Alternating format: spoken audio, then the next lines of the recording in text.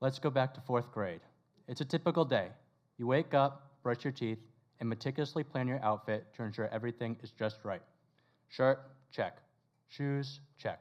You confidently walk downstairs, and your parents say, "Matthew, where are your pants?" The simple act of dressing myself is an overwhelming task that I confront each morning. I grapple with the concerns. Will this shirt feel too constricting? Can I endure this specific fabric all day? Or maybe there is weather to consider.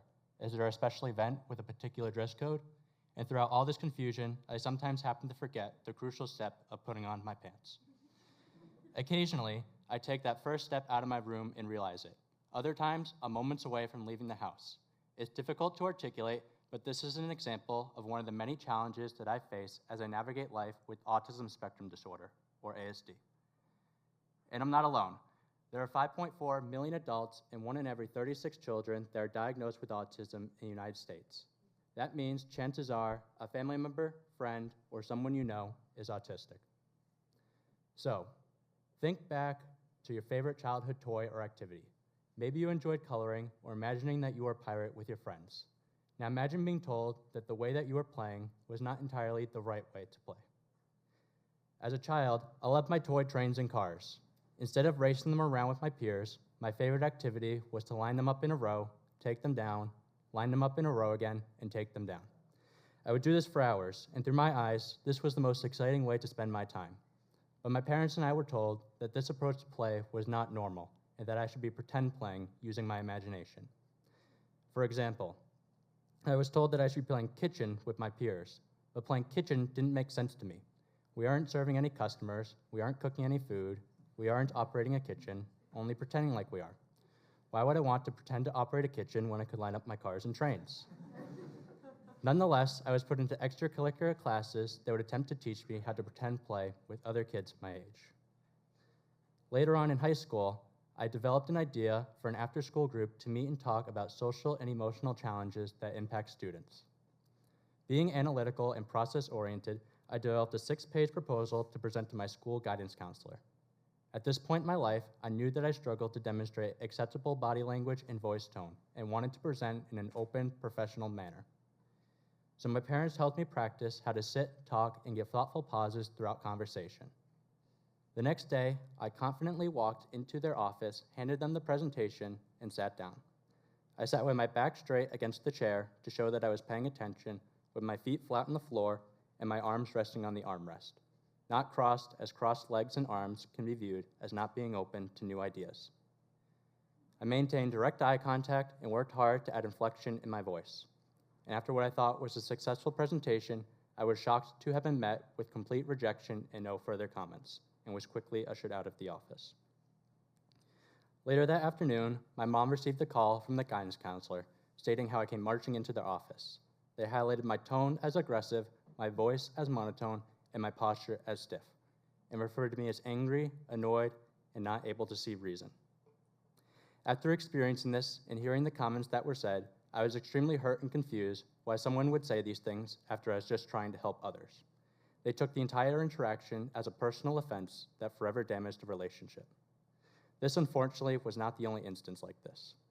Misinterpretations of my body language, words, behavior, or actions have resulted in people very close to me ending our relationship without me ever knowing why.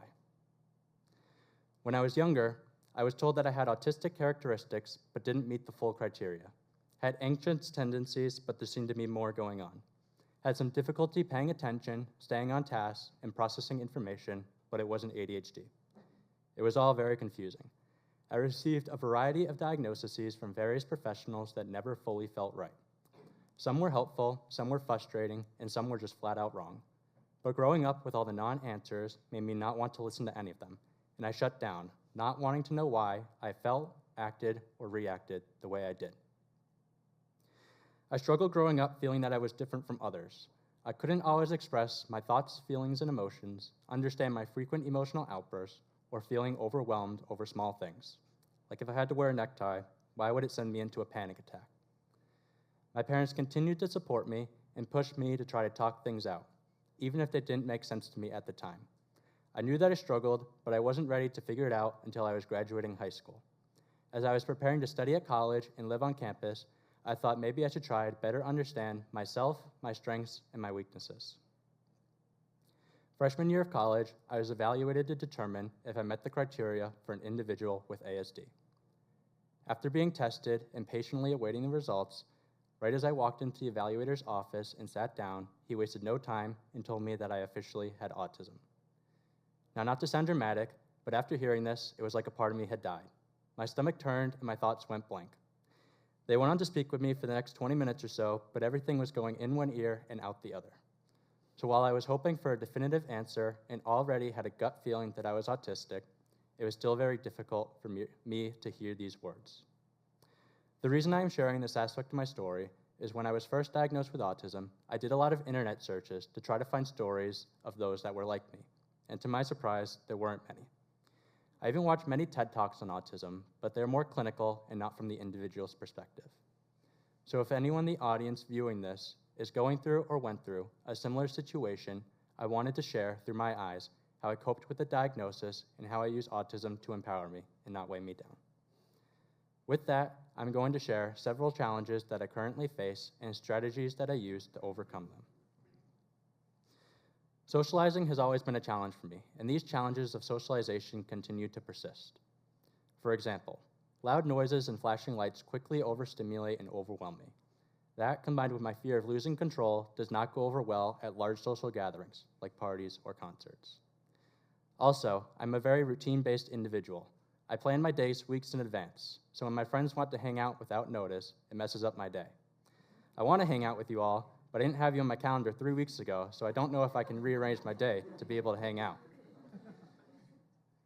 When I was preparing my script for this talk, I was brainstorming different ways to articulate my difficulty with various phrases, sayings, and words in conversation. My mom highlighted an example of when my sister was involved in a theater performance and everyone was telling her to go break a leg. Hearing this, I got very concerned. Why would someone tell another person to go purposely break their leg? Sometimes, these sayings are so humorous to me, like I could eat a horse. This one is so unrealistic and not practical, but it's used thousands of times a day. Other times, like the break a leg example, I have to stop the conversation and be explained to every single time an unfamiliar saying is mentioned. In the dating context, I've had instances where I open up to an individual about my diagnosis and never hear from them again. Or in today's terminology, ghosted.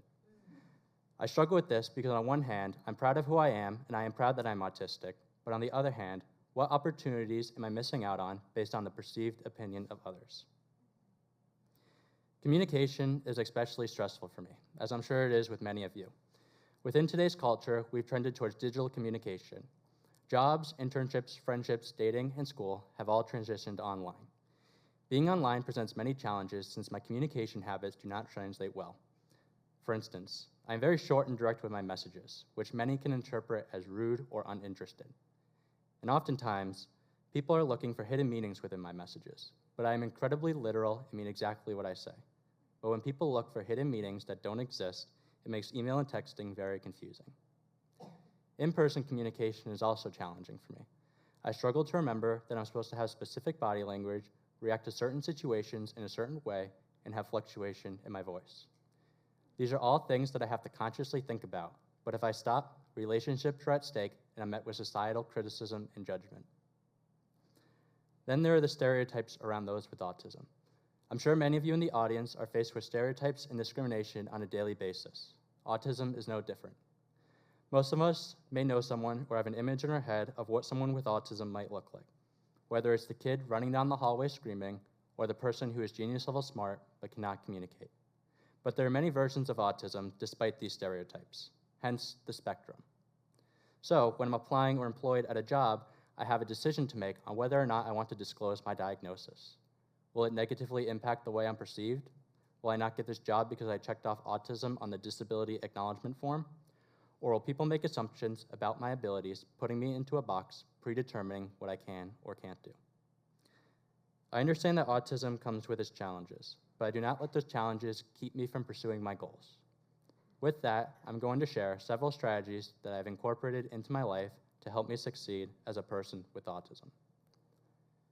Now, the first one is tough to admit out loud since I refused to believe that it would help me for the longest time, And I'm sure my parents are in the crowd smiling, knowing them admitting that they were right to everyone, but it's talking.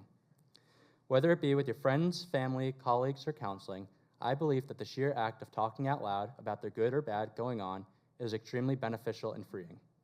It doesn't have to be anything official or prepared, but oftentimes talking through thoughts, feelings, and emotions can provide clarity and relief. All of these challenges that I shared with you today, I've talked about with the people closest to me, and it's allowed me to create strategies to navigate through the challenges throughout my life. The next one I call going back to the basics.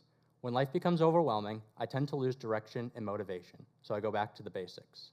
This means I get my 8 hours of sleep, drink the recommended amount of water, and exercise. Completing these tasks ensures that I am still accomplishing things throughout my day, even if they aren't work or school. And lastly, meditation. Meditation comes in many different forms.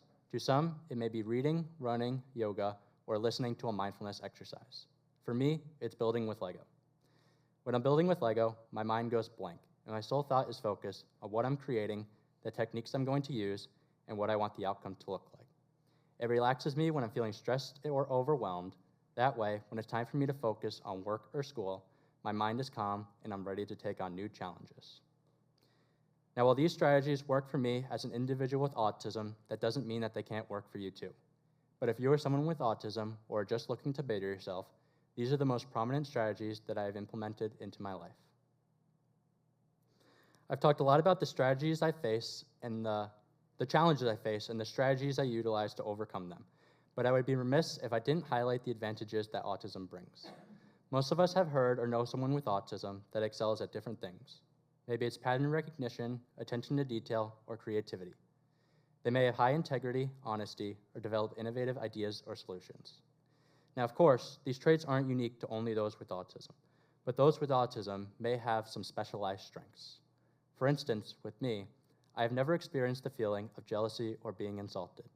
My analytical side allows me to think through challenges in a systematic, thorough process, and I have an extremely high willpower and can stick to a consistent routine.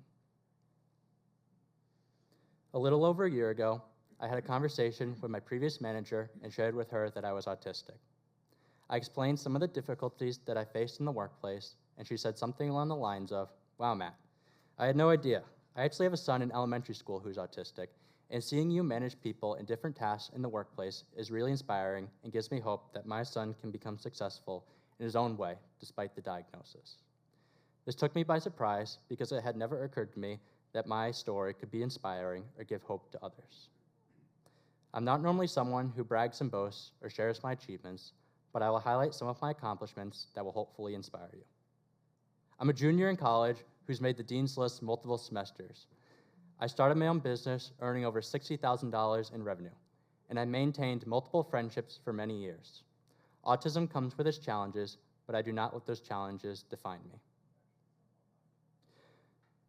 As a society, we like to put everybody in a box or category. All children have to play this certain way. This body language communication must mean this, and so on. But through each and every one of our eyes, we see the world differently, autism or not.